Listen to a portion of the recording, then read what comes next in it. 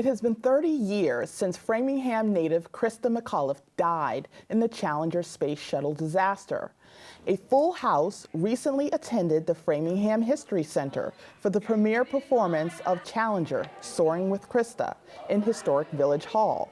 Actress Judith Kayla Ora wrote the one-woman show in part to introduce the teacher in space to the next generation. For the Framingham History Center to actually present it is huge because Judith is a Framingham resident, as was Christa. She was born here.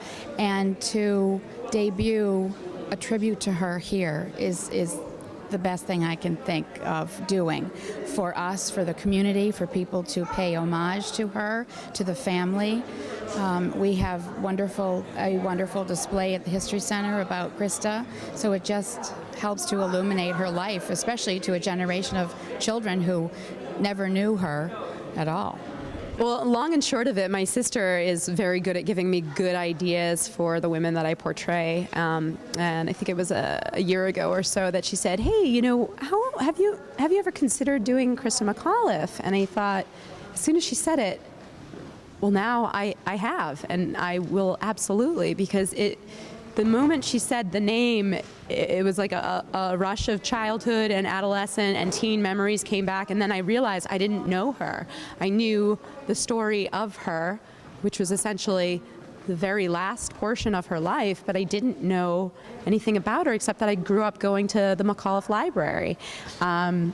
And so it became very important to me to learn more about her, and in doing so, produce the show.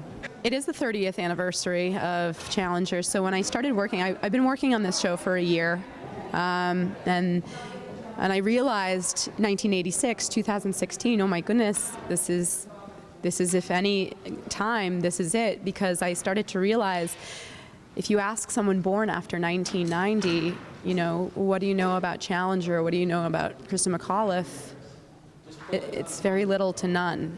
And you have kids who are attending the McAuliffe Charter School here in Framingham who don't know who Christa McAuliffe was. I mean, it was like, I always said, you know, when I debut this show, I either want to do it first time in Framingham, and if I can't do it in Framingham, well then Cape Canaveral.